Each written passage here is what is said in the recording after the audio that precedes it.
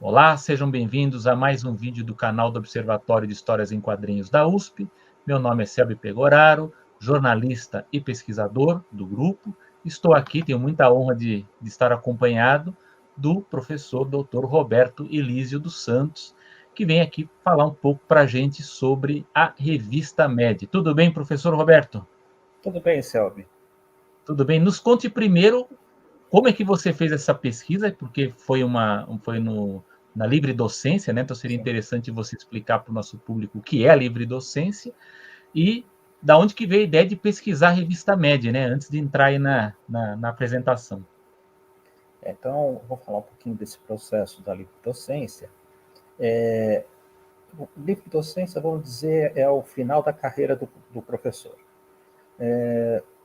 Eu fiz mestrado, doutorado, pós-doutorado e perto de completar 30 anos de magistério superior, eu fiz a livre docência na USP. Eu já tinha feito doutorado, pós-doutorado na USP, fiz a livre docência. A livre docência é um concurso, todo ano as universidades estaduais, pelo menos aqui em São Paulo, abrem esse concurso. O professor que quiser participar, ele tem que ter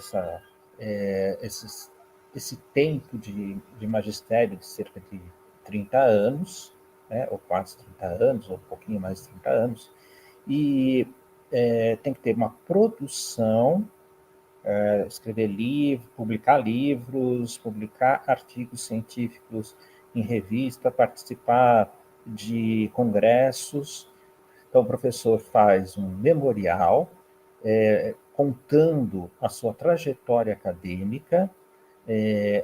Esse memorial é feito a parte da tese de livre docência. Então, ali o professor vai dizer as motivações, o que ele fez durante a graduação, o que ele fez durante a pós-graduação, onde ele deu aula, que disciplinas. É o resumo da trajetória, né? Exatamente. Uma síntese dos artigos e livros publicados, tal. A segunda, isso tudo documentado. Então, citou um artigo publicado em uma revista, tem que ter esse artigo, ou um exemplar da revista, ou quando a revista, por exemplo, é digital, imprime, né, e coloca junto com esse material. Tudo tem que ser documentado. É tudo comprovado. Tudo comprovado para ver se o memorial, o que está no memorial, existe de verdade. E aí, quando faz a inscrição, esse material é entregue e a tese pronta também é entregue. Aí essa tese vai para uma comissão, ela avalia valia tudo, né? E aí, se aprovar, aí tem 4 etapas. É formada uma banca com 5 professores livre-docentes da universidade, pode ser também de outras. Esses professores vão fazer uma avaliação do memorial, vão fazer uma avaliação, uma banca, para avaliar a tese. O professor que está pleiteando a livre docência tem que criar uma disciplina com todos os objetivos, os tópicos que vão ser abordados, a bibliografia principal, e depois tem também uma prova, é sorteado um tema, né? Aquele globo, você gira, solta, aparece um número, E aí aquele número tem relativo a um tema, um dos temas, e É aí um o tópico professor da disciplina, né? é um tópico da disciplina. E aí o professor tem que fazer um texto discorrendo sobre isso, mostrando que ele entende desse assunto. Uma prova de No fim, erudição, né? de conhecimento, vamos dizer. É. Aí, por último, a banca dos 5 professores avalia cada etapa tem uma nota. No final, eles somam e dão a nota final. Se o professor que está pleiteando a livre docência tirar nota igual ou superior a 7, ele é aprovado, ele se torna livre docente, tá? Já houve casos de professores reprovados, mas no meu caso, felizmente, eu fui aprovado, então eu sou professor livre docente pela E você USP. lembra quem que fazia parte da sua banca? O professor Ciro Marcondes Filho, a professora Sandra Reimão, eram 5, esses 2 eu me lembro. Tá? Tá Eles, bom. na verdade, também são. Não é que eles queiram participar da banca, eles são selecionados para participar da banca. Selecionados, né? É. Então, normalmente, quando são professores que não têm muito contato com o candidato. Sim. E aí eu escolhi como tema o humor da revista Med. Por que humor? Quando eu fiz a minha pesquisa de pós-doutorado, eu já estava interessado em pesquisar humor. E aí eu peguei como corpus as revistas publicadas pela editora Circo nos anos 80, de 84 a 95, né? O período que a Circo Editorial funcionou, né? Então, eu primeiro fiz toda uma pesquisa sobre o humor, todas as teorias do humor, e depois, a partir de entrevistas com os artistas, com o editor Toninho Mendes, eu fui estudando o humor das revistas da Circo. Então, a revista Chiclete com Banana, a revista Piratas do Tietê, Geraldão, né? Então, fui analisando personagens, enredos, né? O tipo de humor, os pontos chaves abordados por esse humor, né? Humor urbano e tal. E aí, quando eu fui fazer a livre docência, eu quis continuar nessa linha do humor nas histórias em quadrinhos. E aí eu peguei como corpus a revista Med, que eu sempre gostei. Eu comecei a ler quando ela foi lançada no Brasil em 1973, e eu, eu tinha a coleção completa. Hoje eu não tenho mais, porque naquela época eu estava no ginásio, eu acabei emprestando para os amigos, e alguns amigos não me devolveram. Né? Perdeu a E hoje, coleção. não, eu tenho assim, furos nessa coleção, né? Então, faltam números, e hoje em dia eles são muito caros Sim. para adquirir. Tá bom. Então hoje Então, vamos ter uma apresentação aí da sua tese de livre docência, né? isso. Então vamos lá. Bom, a minha pesquisa, então, foi sobre a revista Med, uma revista lançada na metade de 1952 pela editora EC Comics, dos Estados Unidos. A revista, a editora tinha várias revistas de guerra, quadrinhos de terror principalmente, e um dos principais autores dessa editora, o Harvey Kurtzman, ele fazia os quadrinhos de guerra e estava cansado de fazer isso. Ele propôs uma revista de humor, que era mais a área dele. E aí a revista Med foi lançada, ninguém acreditava muito que iria dar certo. Ela chegou às bancas no comecinho do segundo semestre de 1952 e foi um sucesso. Tá? E aí, essa revista foi publicada durante décadas pela IC e depois foi vendida para o Warner.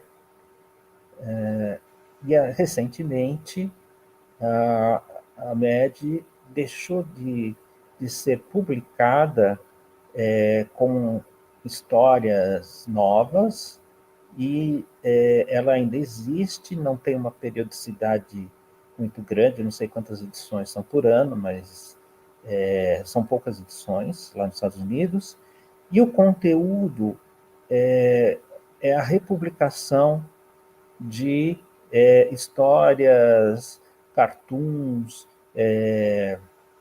todo material humorístico que já foi publicado ao longo desses 70 anos.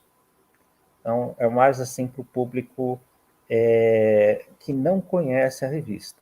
Quem já vinha lendo a revista há mais tempo, né, vai ver as mesmas coisas que foram publicadas durante todo esse tempo.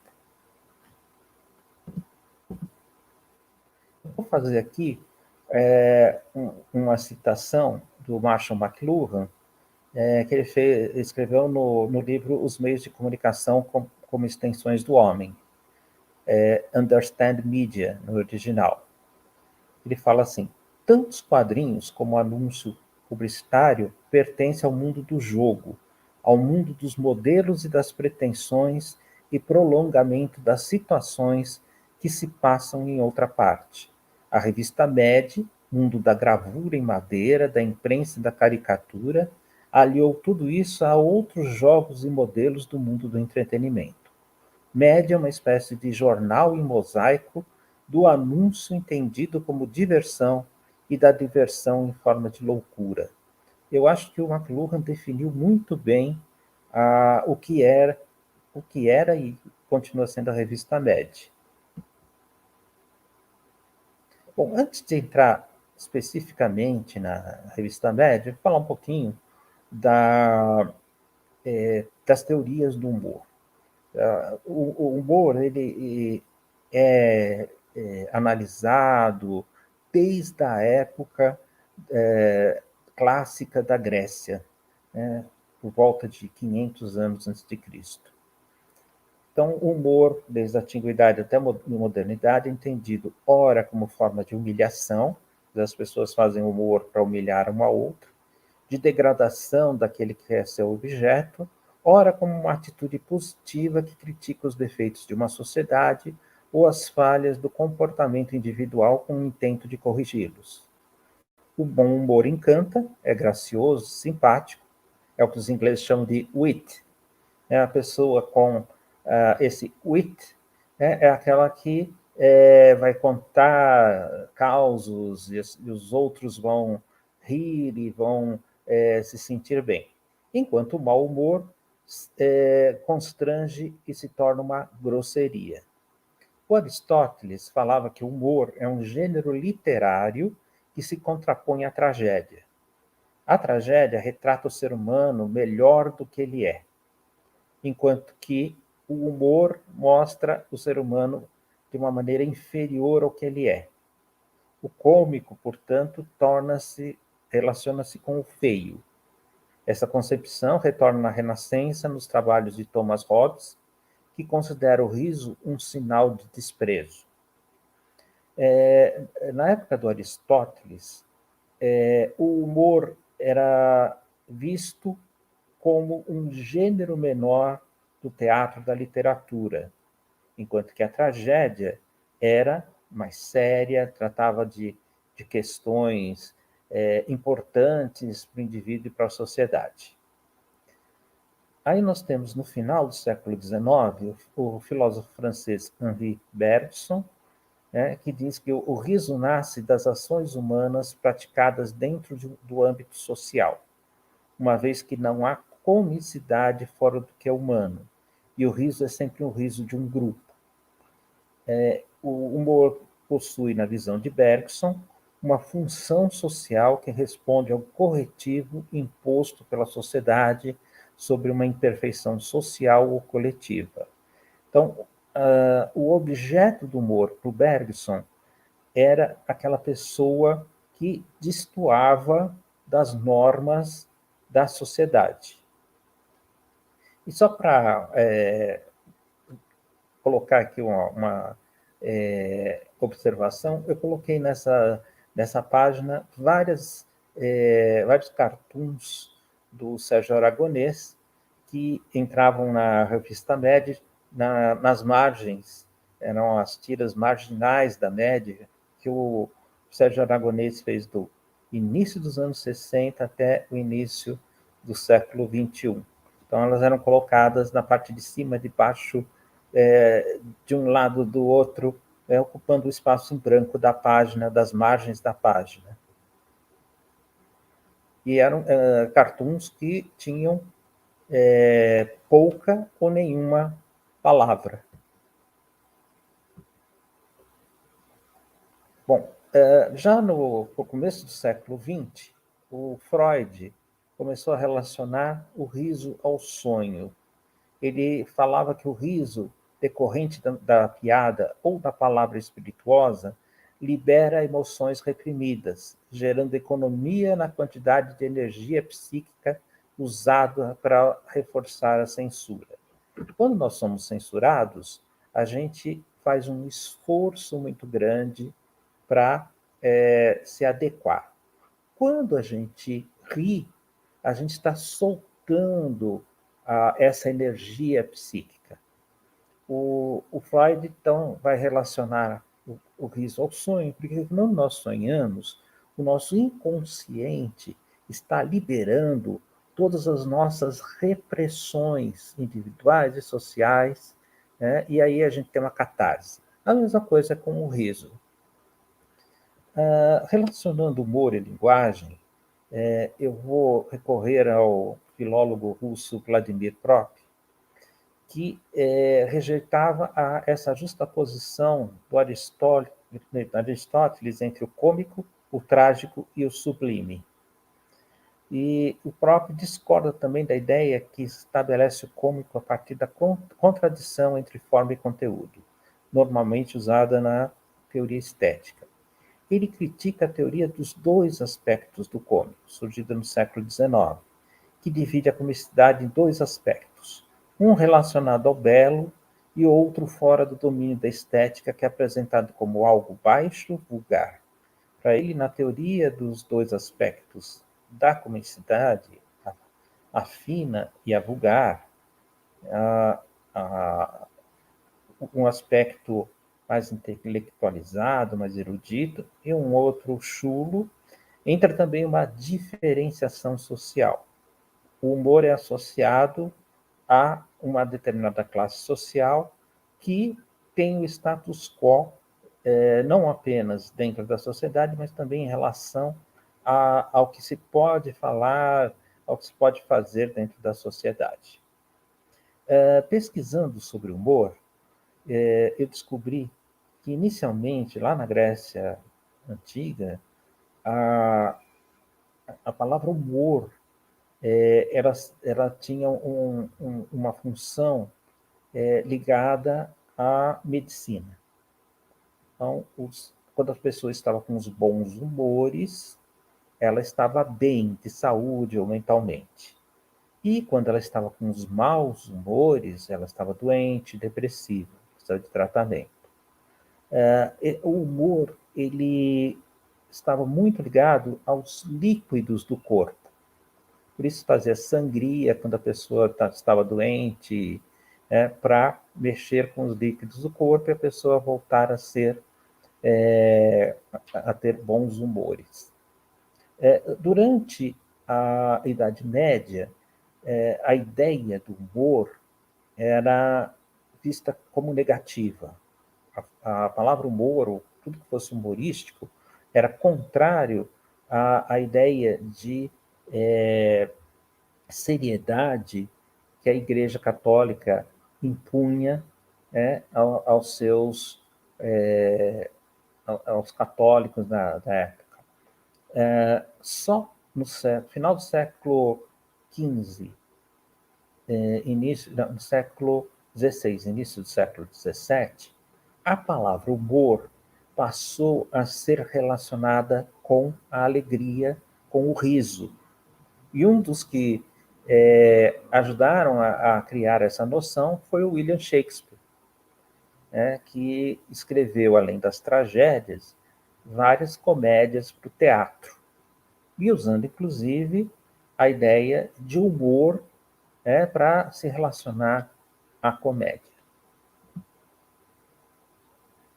Então, sendo o humor uma narrativa, ele se insere no âmbito da linguagem e faz parte de atos comunicacionais, ou seja, um relato que articula signos verbais, sonoros ou escritos, pictóricos ou gestuais, em mensagens codificadas pelo enunciador e que necessitam ser entendidas pelo receptor para gerarem o efeito pretendido, o riso.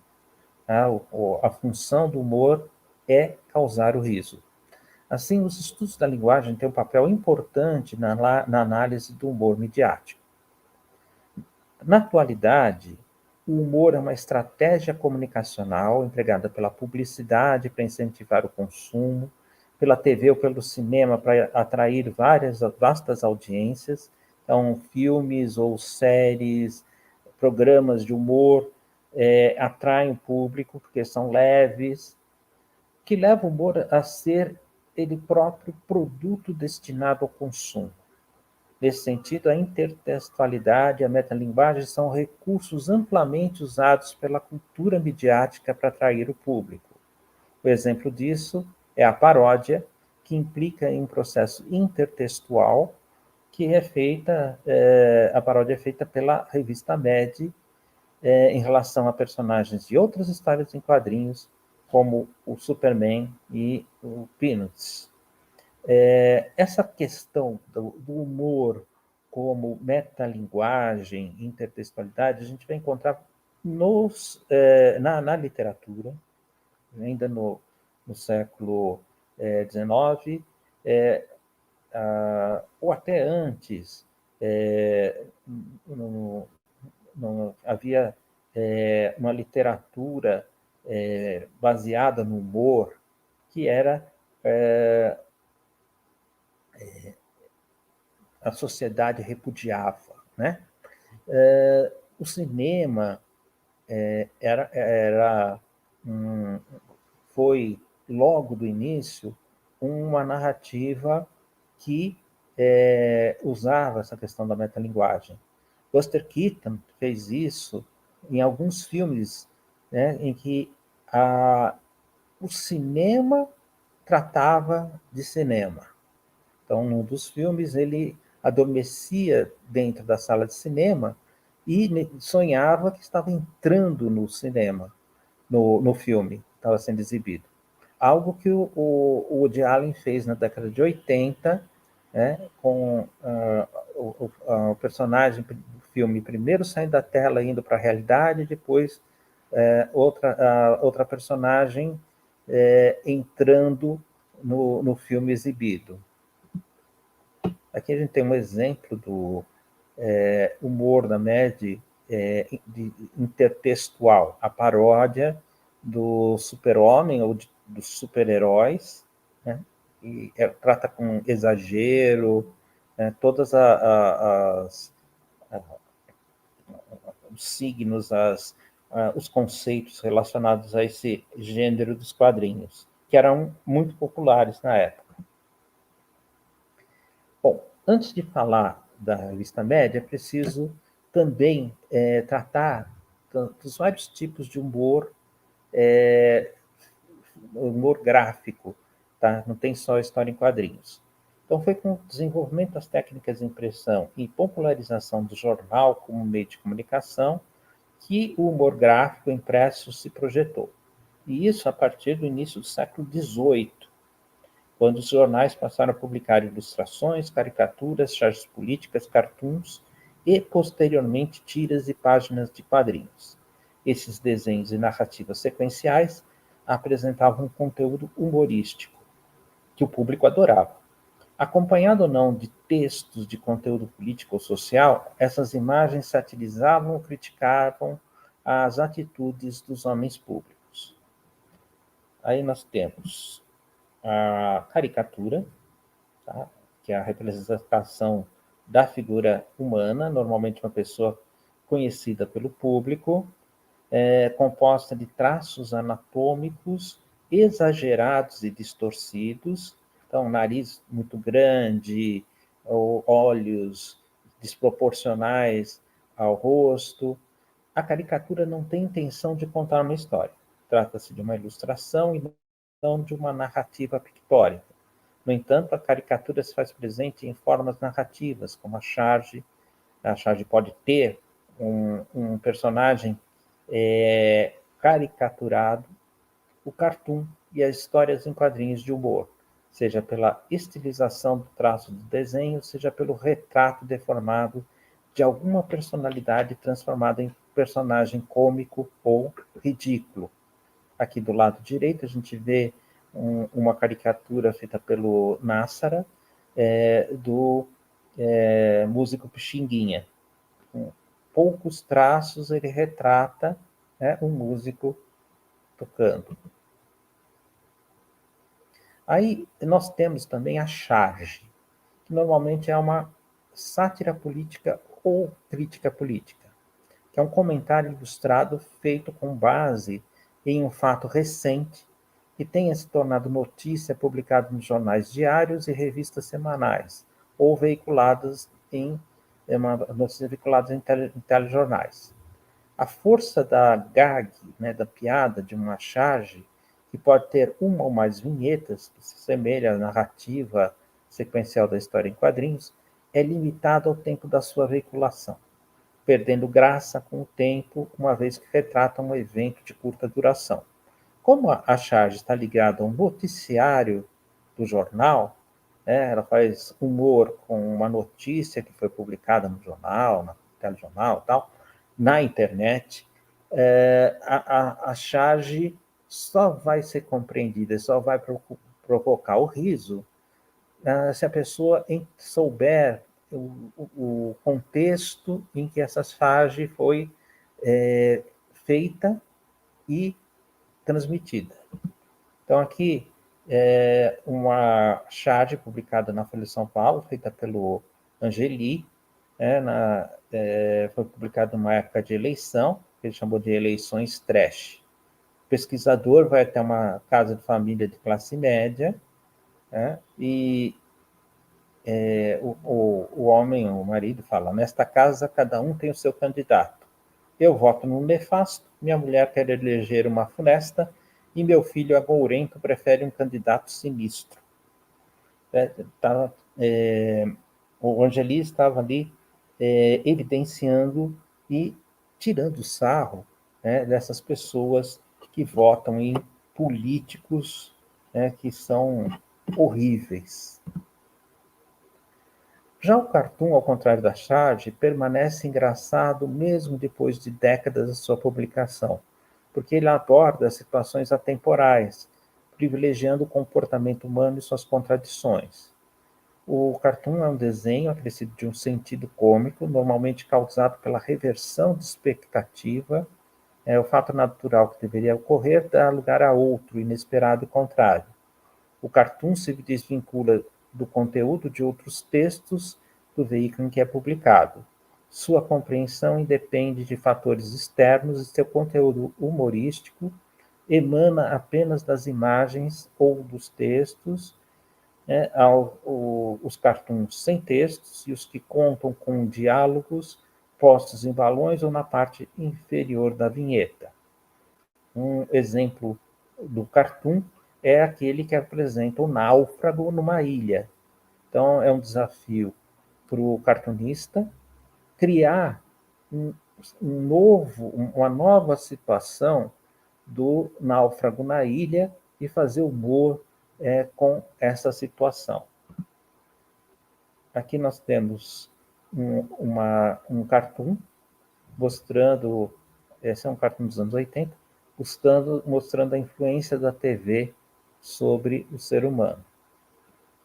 Finalmente, a história em quadrinhos, que é uma narrativa gráfica sequencial, que encadeia em relação de continuidade, elementos verbais, a fala, onomatopeia, e visuais, normalmente desenhos, além de elementos próprios de codificação, estrutura e composição.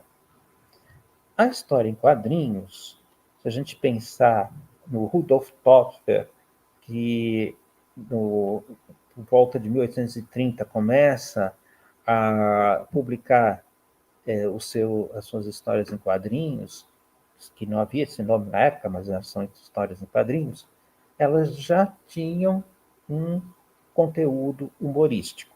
Então, as histórias em quadrinhos, já no começo, no seu desenvolvimento, ela usava o humor.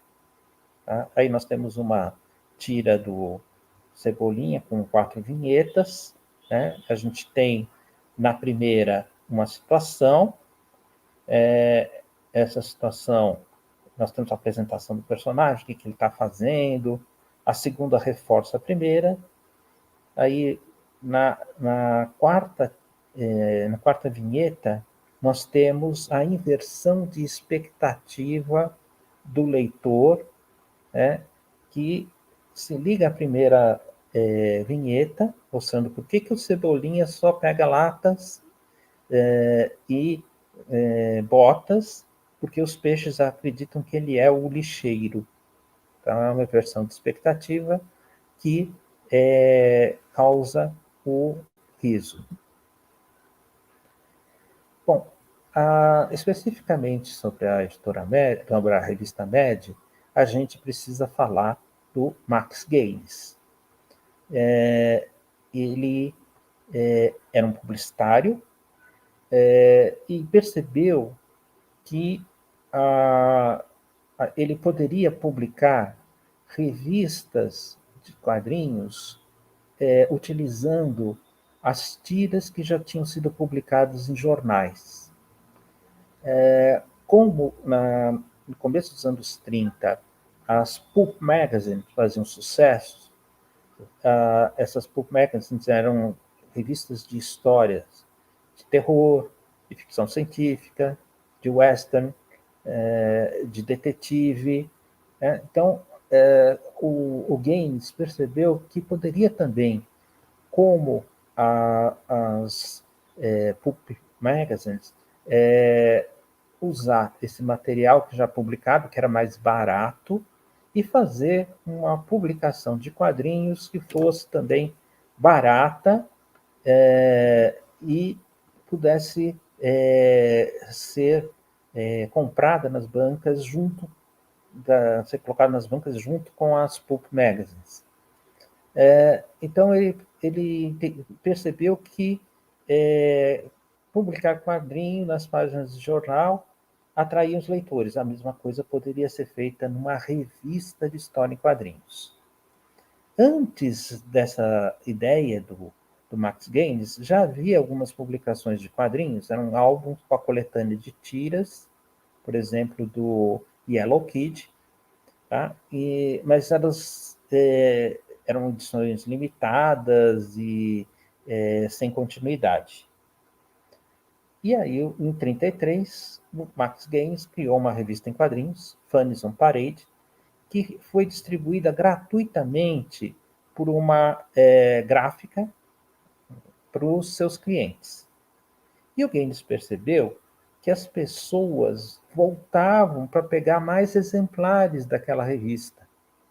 Né? E ele, então, resolveu criar um novo mercado que é para as revistas de história em quadrinhos. Os comic books, como são chamados lá nos Estados Unidos. Apesar da palavra comic, os comic books não têm só humor. As revistas de quadrinhos trazem histórias de ficção científica, terror, adaptações literárias para os quadrinhos, super-heróis, né? Uma série de gêneros narrativos, mas lá nos Estados Unidos, mesmo as tiras de jornal, chamadas de comic strips, né? Então esse nome ficou. E o sucesso das revistas de quadrinhos deu principalmente com as histórias de super-heróis. Então nós temos aqui uma coletânea dos anos 20 das tiras do Yellow Kid, publicado lá nos Estados Unidos. A capa de uma das Pulp Magazine, Black Mask, que trazia só histórias de detetive, histórias de homicídio, de suspense. Aqui a Funnies on Parade, criada pelo Max Gaines, e a capa da primeira edição da revista Action Comics, com o Super-Homem, que fez com que as histórias em quadrinhos, as revistas de histórias em quadrinhos, se tornassem uma publicação milionária. O filho do Max Gaines, William Gaines, herdou do pai a editora EC, que era a abreviação de Educational Comics. O Max Gaines criou essa editora para publicar a história dos Estados Unidos em quadrinhos, as histórias da Bíblia em quadrinhos, apesar de ele ser judeu, né, ele publicou várias edições das histórias da Bíblia, né, só que elas não vendiam quase nada. A editora estava à beira da falência quando Max Gaines morreu num acidente de barco. Aí o William Gaines assumiu a editora, mudou o nome para Entertainment Comics, continuou sendo EC, né, mas agora já com o nome ligado ao entretenimento, à diversão, e passou a publicar quadrinhos de crime, guerra e terror, sendo o principal título Tales from the Crypt. Os responsáveis por essas revistas eram Al Feldstein e Harvey Kurtzman, ao lado de outros artistas como Wallace Wood, Bill Elder, John Severin, entre outros. O sucesso das revistas de terror foi interrompido em 1954, quando o livro escrito pelo psicanalista Frederick Wertham, Seduction of the Innocent, Sedução do Inocente, desencadeou um movimento contrário aos quadrinhos, principalmente aos quadrinhos de terror. Com a ameaça de censura e de diminuição das vendas, os editores adotaram o código de ética. Então, era uma censura interna feita por um grupo escolhido pelos editores. Esse código de ética proibia sexo e violência nos quadrinhos, e foi um golpe duro para EC Comics, porque justamente as revistas que vendiam mais dessa editora eram as que apresentavam essas histórias de terror, crime, e com cenas insinuantes, maliciosas. Mas o que salvou a EC Comics da falência mesmo foi uma revista criada em 1952 pelo Harvey Kurtzman, uma revista de humor. Ela originalmente chamava Tales Calculated to Drive You Mad. Uma revista de quadrinhos de humor, onde inicialmente publicava paródias de outras histórias em quadrinhos, de livros populares e de cinema. Então, o sucesso das vendas da Mad possibilitou a EC continuar no mercado editorial após o cancelamento dos títulos de humor. Para aproveitar o filão, Gaines lançou a revista Panic, o que desagradou Kurtzman, e foi um dos fatores de sua saída da editora. Al Feldstein, que era o editor da Panic, passou a editar a Mad a partir do número 28, quando ela já havia passado para o formato magazine. Essa passagem para o formato de revista, ela se deu também para evitar censura. Então, a Tales Calculated to Drive You Mad, ela tinha o formato do comic book, e passando para o formato magazine, a Mad deixava de se enquadrar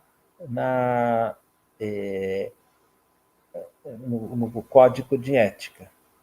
Então, ela estava mais livre para tratar com humor várias situações que uma revista de quadrinhos não poderia abordar. Vou mostrar aqui a primeira aparição do Alfred Newman, que se tornaria o mascote da revista, está em vermelho na terceira capa mostrada aqui. Ele aparece junto com outras personalidades, outras imagens, na capa da revista. Então, nós temos aqui essa imagem recorrente, né, dos anúncios de remédios, dentistas e publicações humorísticas, que era do garoto com uma falha entre os dentes, e ela se tornou, então, o mascote da MED, e ganhou o nome de Alfred E. Newman. Por que esse nome eu não sei.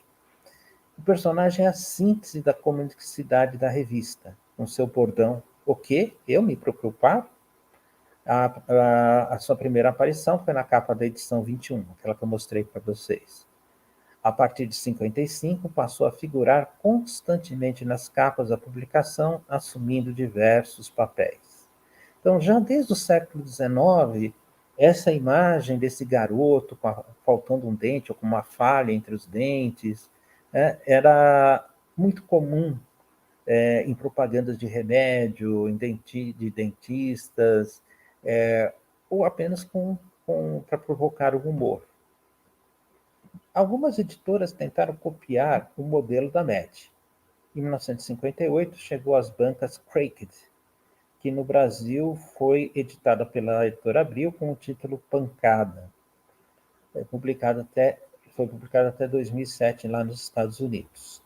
Além dessa, Crazy, Sick, entre outras, também foram publicadas, mas nenhuma delas teve o sucesso da MED. As editoras dessas revistas também criaram mascotes, personagens que apareciam na capa, para se igualar ao Alfred Newman. Tá?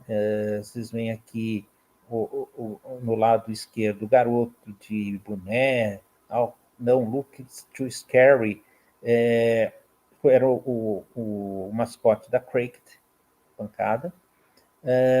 Na capa da Crazy, em cima do Papai Noel, ao lado da palavra Crazy, do título da revista, tem o mascote dessa publicação. Muito do sucesso da Mad Magazine se deveu aos artistas que publicaram seus trabalhos nela. Na primeira fase, das edições 1 a 28, destacaram-se o Harvey Kurtzman, que foi o criador da revista, Wallace Wood, Will Elder, Jack Davis, John Severin. John Severin depois deixou a MED e foi trabalhar para a Cracked, Basil Wolverton, tá? E aí a gente vê algumas a capa da MED número 1, feita pelo Harvey Kurtzman, e várias páginas ou capas feitas por outros artistas. Aqui do lado esquerdo embaixo, essa mulher monstruosa que aparece ali foi desenhada pelo Basil Wolverton, um artista que gostava muito dessas caricaturas bem fora do padrão, né? Para muitos artistas do underground dos anos 60, final dos anos 60 e ao longo dos anos 70, a MED influenciou a maneira como eles queriam fazer quadrinhos. O Robert Crumb, o Art Spiegelman, eles atestam isso.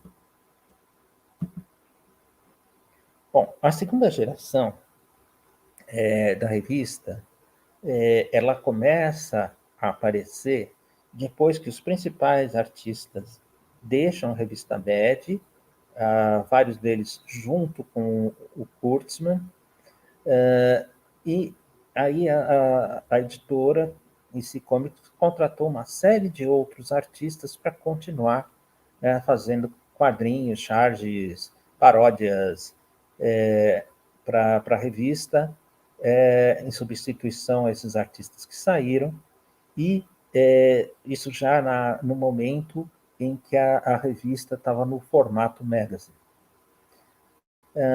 Então, quando Al Feldstein foi convidado por Gaines para se tornar editor da Mad, ele precisava de talentos novos.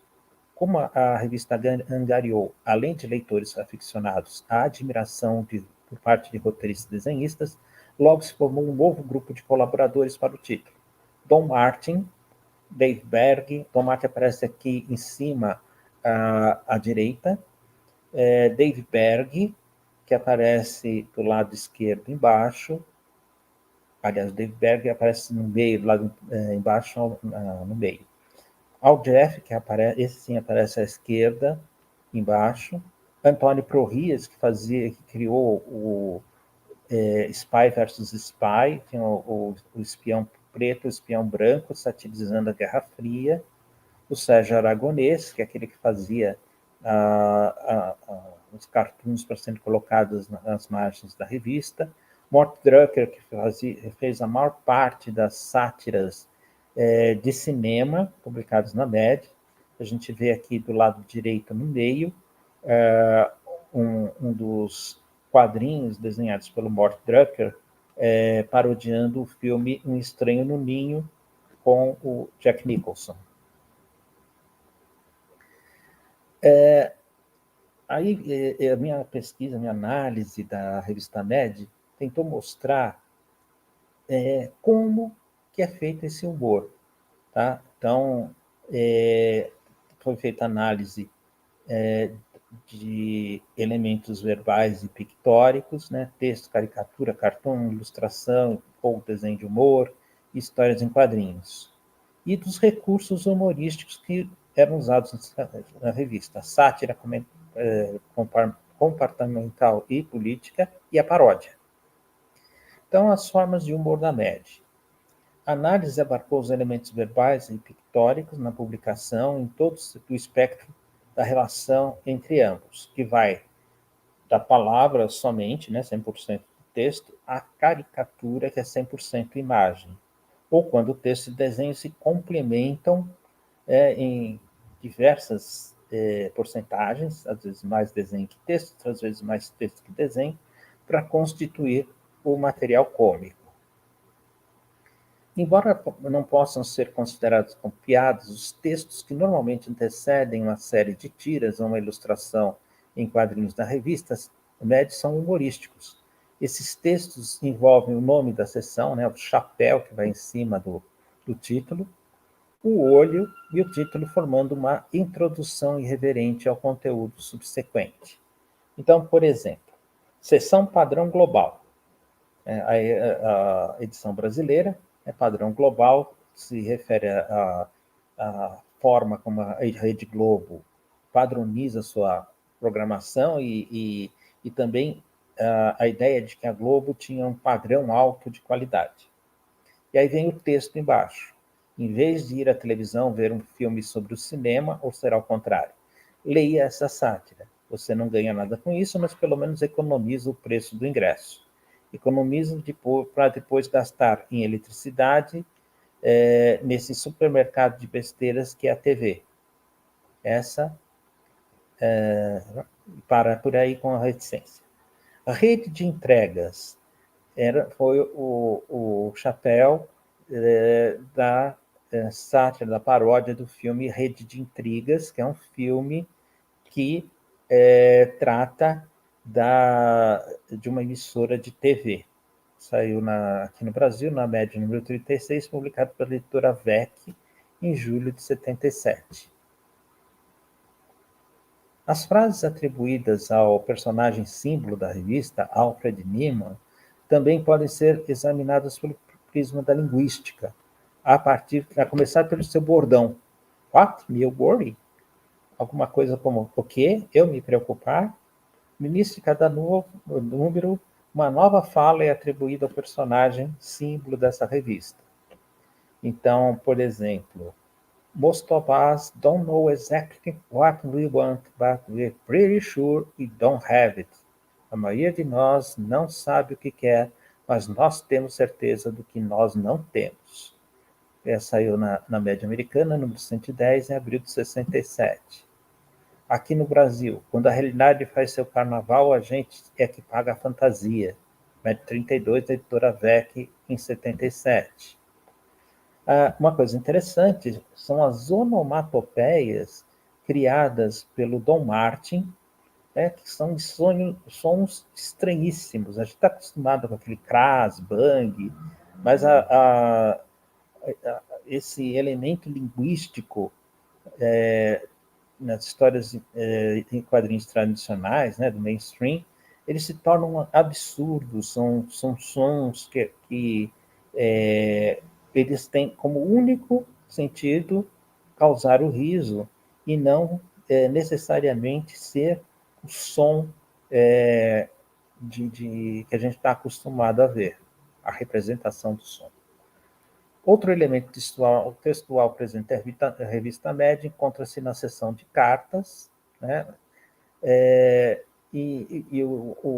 há uma relação sadomasoquista, irônica, entre o leitor e os responsáveis pela publicação.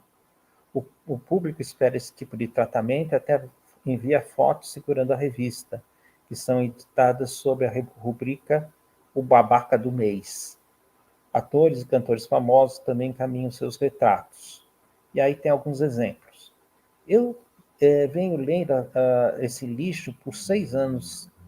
Eu não posso parar. É como se vocês tivessem algum aparelho hipnotizador nas suas revistas. O Jake Van Putten, de Eagan, Minnesota. Aí a resposta do editor. Jake, você descobriu. É verdade.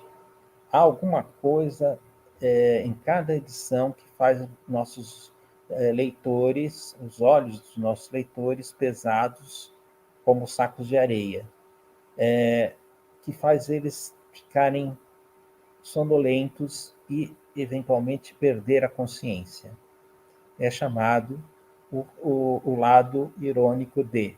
O lado irônico D são as histórias que o David Berg fazia sobre o cotidiano.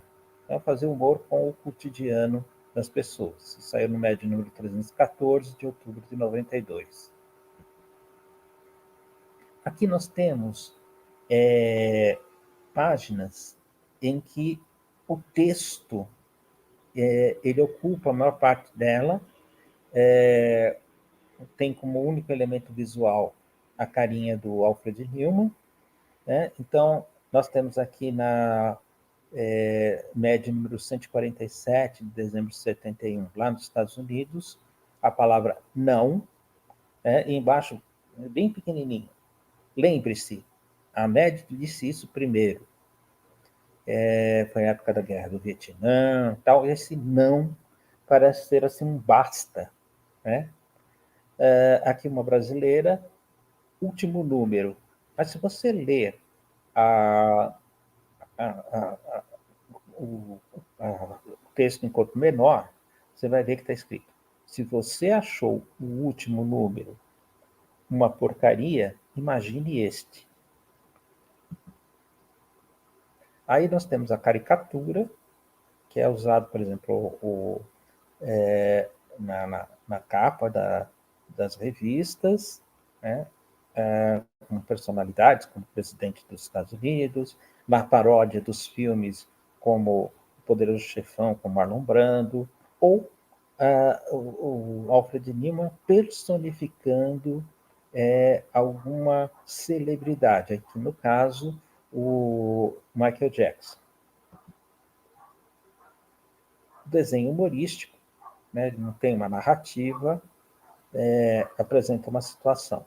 O cartoon, ele já é aquela coisa temporal, tá? Então, o astronauta vai para o foguete, mas passa um gato preto na frente dele. Isso foi feito pelo Sérgio Aragonês no começo dos anos 60, na época da corrida espacial. O astronauta já está percebendo que não vai dar certo. As tiras, como as tiras de jornais, As histórias em quadrinhos, começa The Caveman, do Don Martin, tá?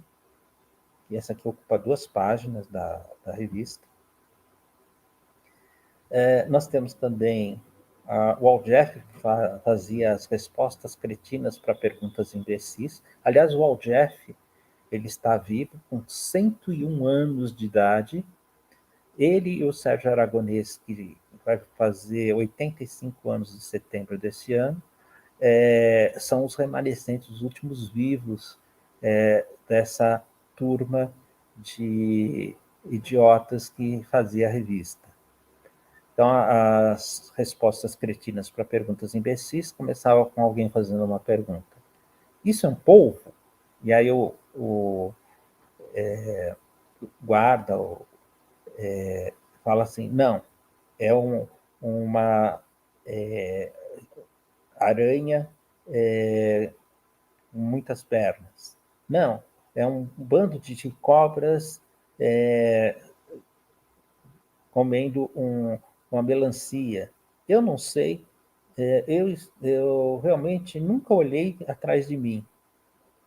Na capa do livro médio dos monstros do Al Jaffee, o Corcunda pergunta para o cientista, esse é seu monstro, mestre? Não, é meu mestre monstro.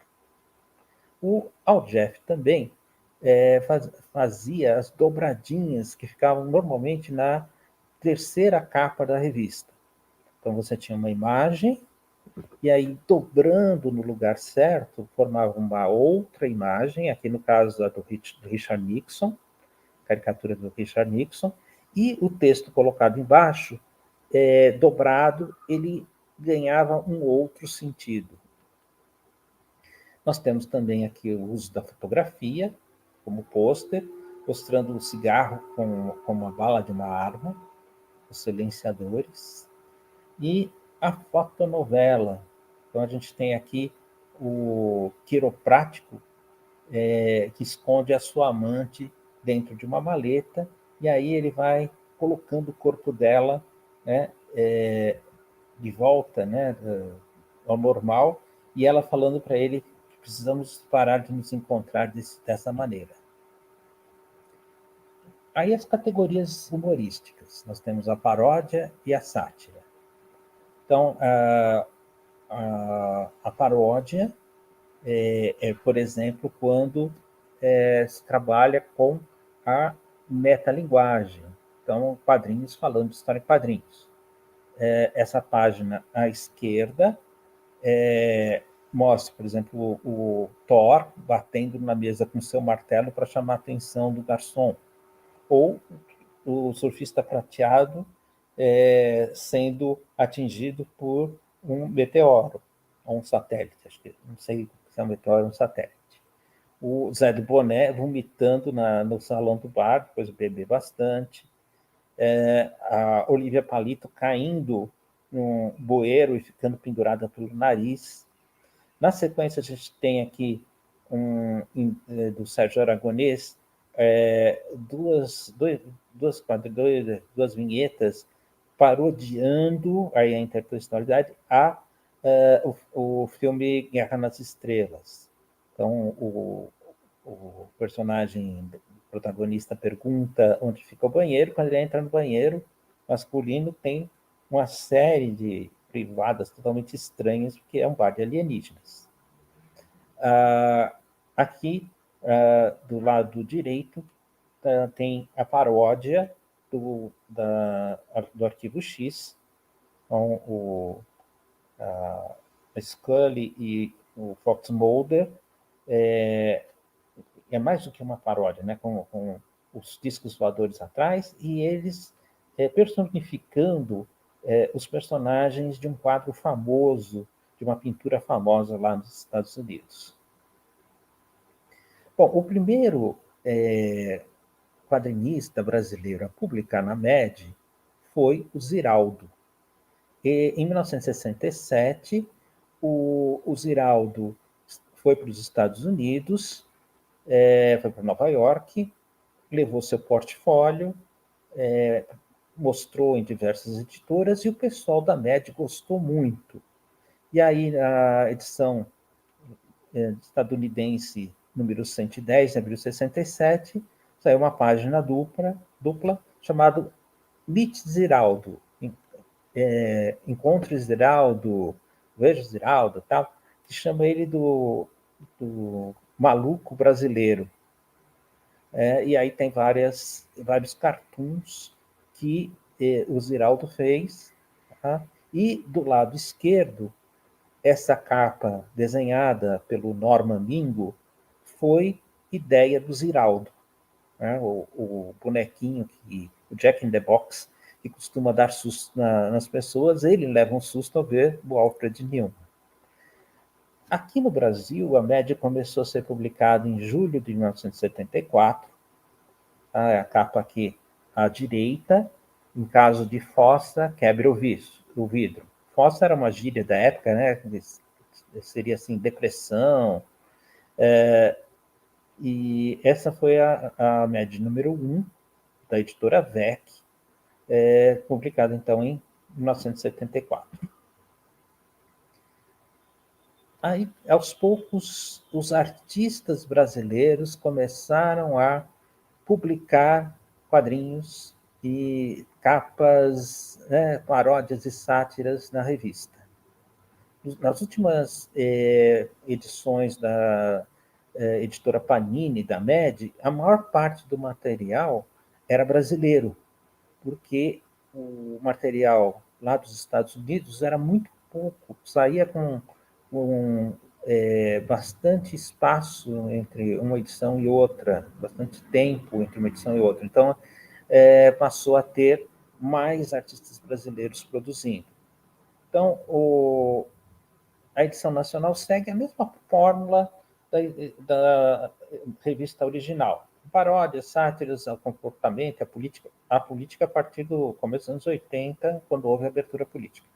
Mas aborda questões relativas à cultura, à mídia e à sociedade brasileira. O material produzido por artistas do Brasil compreende capas, textos, ilustrações, cartoons e histórias em quadrinhos. Os temas das matérias são impregnados de elementos da vida nacional. Se nas edições americanas, publicadas nos Estados Unidos, Alfred Newman é caracterizado como personagens históricos ou midiáticos, é só lembrar daquela capa com Obama ou com o Michael Jackson. Aqui ele ganha feições de Lampião, caricaturado por Carlos Chagas na edição 44 da editora VEC, do Palhaço Tiririca, na capa do número 31 da editora Panini, de outubro de 2010, desenhado por Elias Silveira. Os artistas brasileiros parodiam histórias em quadrinhos nacionais e estrangeiras, assim como filmes brasileiros, programas de TV e telenovelas, anúncios publicitários, entre outras coisas. O primeiro filme brasileiro a ter uma paródia publicada na edição nacional da MED foi Dona Flor e seus dois maridos, na segunda metade dos anos 70. E aí embaixo a gente tem alguns exemplos. Os quadrinhos desenhados pelo Vilmar Rodrigues, que foi um artista que participou durante muito tempo da revista MED. O relatório OTA, que é o Otacílio da Assunção. O OTA também foi o editor da MED desde a número 1 da editora VEC até o começo do século XXI. Ele foi durante 35 anos editor da revista MED, e ele fazia essa série de textos, matérias com imagens, chamado relatório OTA. Cada relatório era um assunto específico. Aí o Alfred Newman, com a cara do Lula, foi feita pelo Rogério W.S. Ele assinava desse jeito. E aqui a conclusão da pesquisa. O que pode ser apontado, portanto, são os pontos mais relevantes do conteúdo da MED. Em primeiro lugar, os artistas da revista utilizavam formas variadas para desenvolver o conteúdo humorístico. Texto, imagem, caricatura, cartoon, fotografia, e sequência de imagens, quadrinhos, fotonovelas. E textos em relação de complementaridade. Texto complementar à imagem. Esse conjunto polissêmico ofertado ao leitor é disposto nas páginas da publicação, ora misturado, ora intercalado, gerando um efeito cômico a partir de materiais diferentes. No que tange às categorias de humor da média, destaca-se o emprego de recursos metalinguísticos e intertextuais que, desde as primeiras edições, tinham como alvo as mídias massivas e os produtos midiáticos mais difundidos por elas. Histórias em quadrinhos, filmes, programas televisivos, peças publicitárias, músicas, etc. Compreende-se essa propensão da revista pelo fato de os meios de comunicação estarem cada vez mais presentes na vida cotidiana, despejando sua carga simbólica sobre o público, que, extasiado com palavras e imagens, deixa-se cooptar e entrega-se ao consumo desenfreado de mercadorias e à absorção de ideias de maneira irrefletida. Uma das paródias, logo no começo da revista Mad, foram os clichês do cinema. Então, por exemplo, no salão do western tem sempre uma caneca de chopp deslizando. Então, esse é um dos clichês. Então, a Mad faz isso, mostrar para o leitor o que está por trás da linguagem, da criação de um clichê, né, que a gente não percebe, mas a gente relaciona com um tipo de filme, com um tipo de publicidade, etc.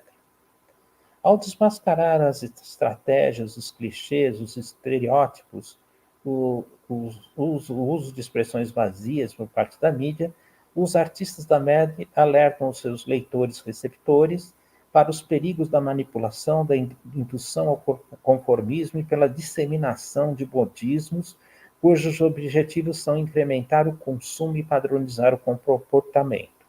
Justificando o emprego dessa publicação no estudo da alfabetização midiática, a media literacy, o Stark observa que, mesmo que provoque o riso, as sátiras da Mad podem chamar a atenção dos consumidores para questões mais profundas que são subjacentes aos textos midiáticos que, por serem tão comuns, provocam pouco ou nenhum pensamento crítico.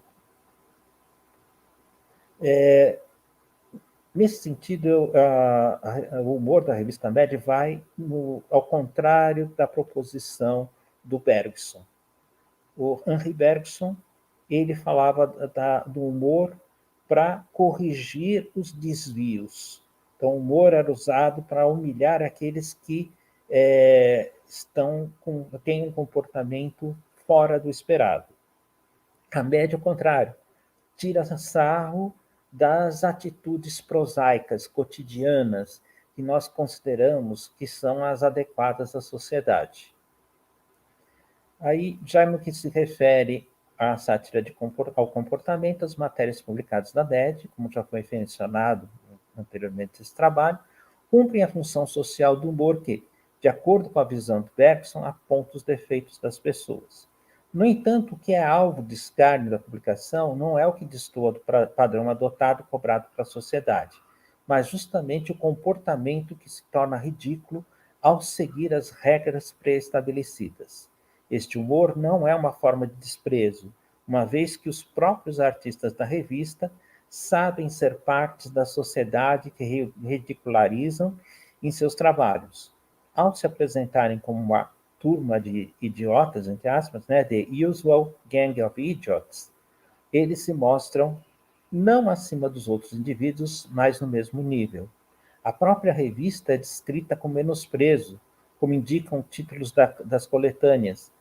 Totally Useless Mad, Mad totalmente inútil, e Amazingly Stupid Mad, Mad surpreendentemente estúpido.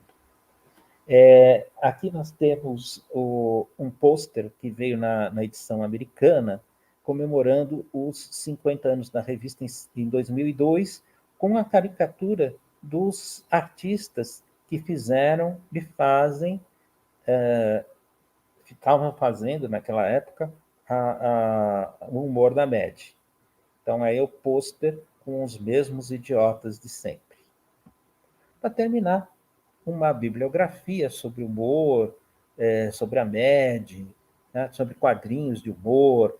Tá? Quem quiser, dá um pause, e dá uma olhada nessa bibliografia para ver o que pode usar, o que interessa, se estiver fazendo uma pesquisa sobre humor, sobre quadrinhos de humor. Tá? Essa é uma bibliografia enxuta, na tese estava maior, mas aqui eu coloquei o que é mais importante. Tá? E aqui está o meu livro, uma revista muito louca, Análise do Humor da Mad Magazine, que eu sintetizei nessa apresentação, e eu agradeço a paciência de vocês. Muito bom, professor Roberto Nossa, Elísio. passou de 1 hora. Muito bom.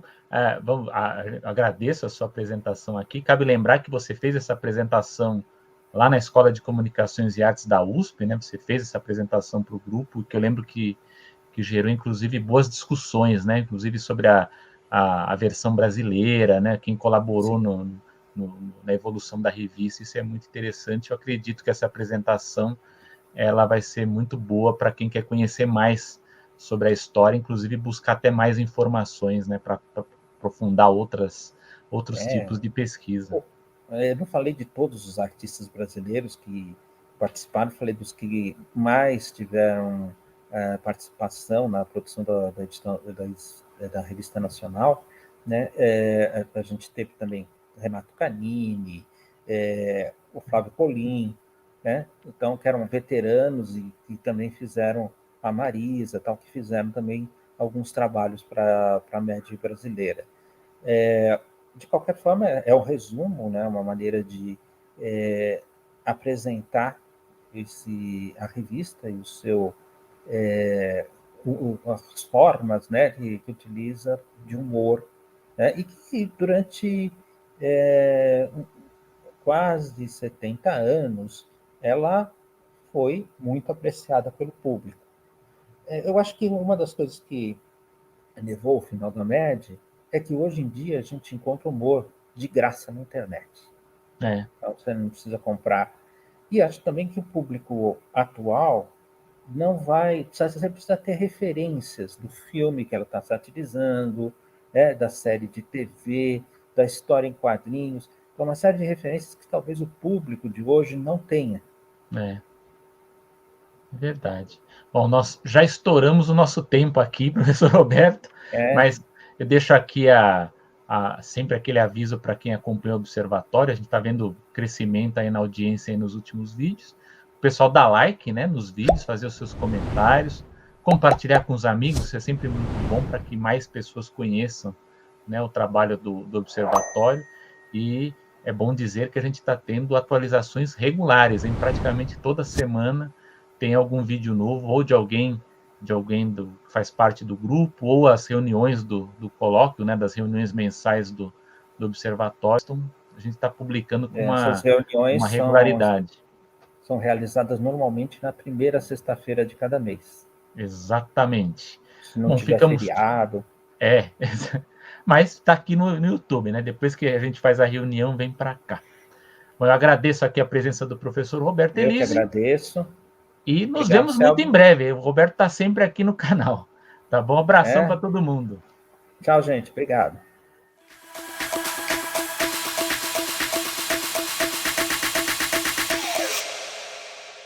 Thank you.